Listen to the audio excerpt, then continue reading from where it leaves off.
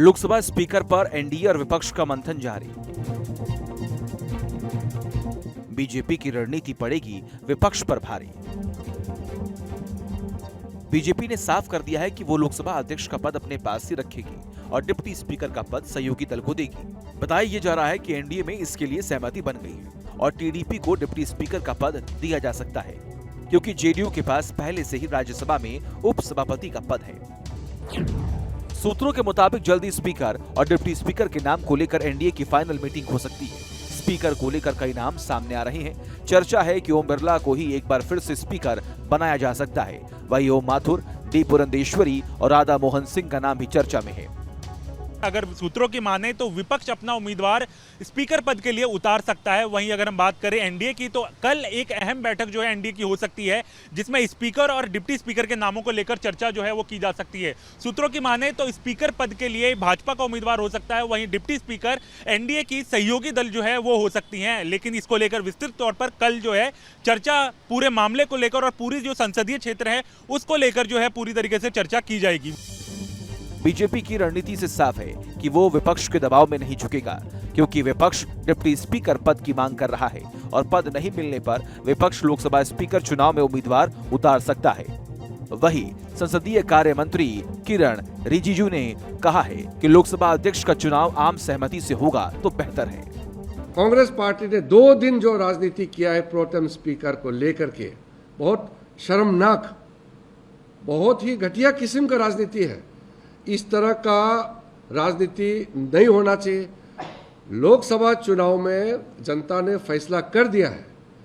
मोदी जी के नेतृत्व में एनडीए को पूर्ण बहुमत दे करके तीसरी बार सरकार बनाने का जनता का फैसला है। ये लोकसभा स्पीकर के लिए 26 जून को चुनाव होगा और लोकसभा में इस बार सीटों का गणित ऐसा बैठा है कि विपक्ष बीजेपी के लिए मुश्किल खड़ी करने की कोशिश में जुटा है।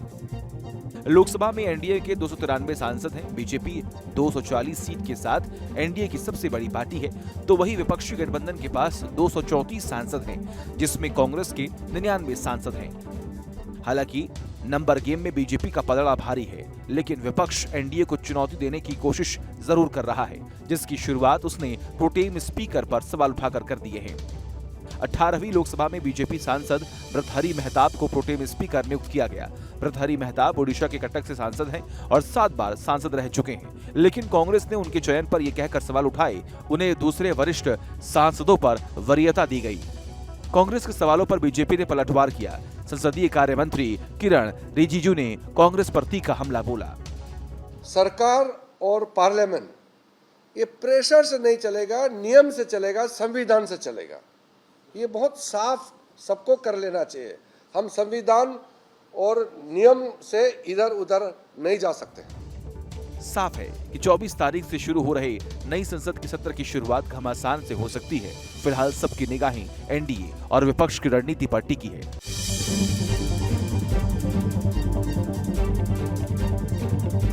लोकसभा स्पीकर पर एनडीए और विपक्ष का मंथन जारी। बीजेपी की रणनीति पड़ेगी विपक्ष पर भारी। बीजेपी ने साफ कर दिया है कि वो लोकसभा अध्यक्ष का पद अपने पास ही रखेगी और डिप्टी स्पीकर का पद सहयोगी दल को देगी। बताया ये जा रहा है कि एनडीए में इसके लिए सहमति बन गई है और टीडीपी को डिप्टी स्पीकर का पद दिया जा सकता है, क्योंकि जेडीयू के पास पहले से ही राज्यसभा में उपसभापति का पद है।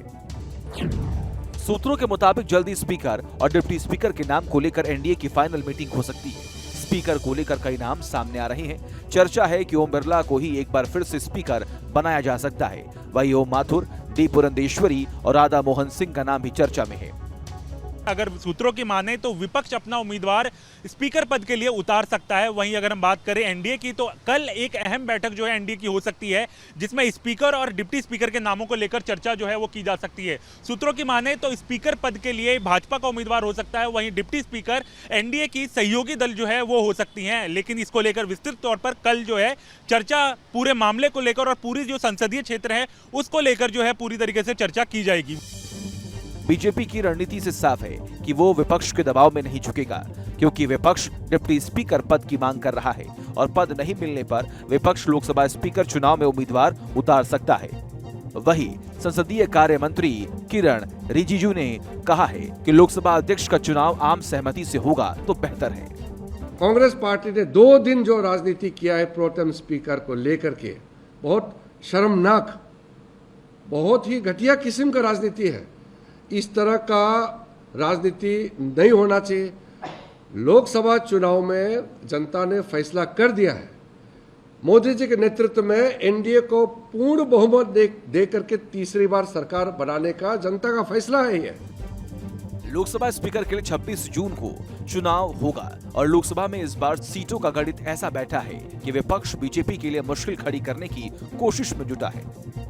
लोकसभा में एनडीए के 293 सांसद हैं। बीजेपी 240 सीट के साथ एनडीए की सबसे बड़ी पार्टी है, तो वही विपक्षी गठबंधन के पास 234 सांसद हैं, जिसमें कांग्रेस के 99 सांसद हैं। हालांकि नंबर गेम में बीजेपी का पलड़ा भारी है, लेकिन विपक्ष एनडीए को चुनौती देने की कोशिश जरूर कर रहा है, जिसकी शुरुआत उसने प्रोटेम स्पीकर पर सवाल उठाकर कर दिए हैं।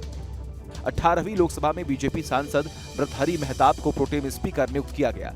भर्तृहरि मेहताब ओडिशा के कटक से सांसद हैं और 7 बार सांसद रह चुके हैं, लेकिन कांग्रेस ने उनके चयन पर यह कहकर सवाल उठाए उन्हें दूसरे वरिष्ठ सांसदों पर वरीयता दी गई। कांग्रेस के सवालों पर बीजेपी ने पलटवार किया। संसदीय कार्य मंत्री किरण रिजिजू ने कांग्रेस पर तीखा हमला बोला। सरकार और पार्लियामेंट ये प्रेशर से नहीं चलेगा, नियम से चलेगा, संविधान से चलेगा।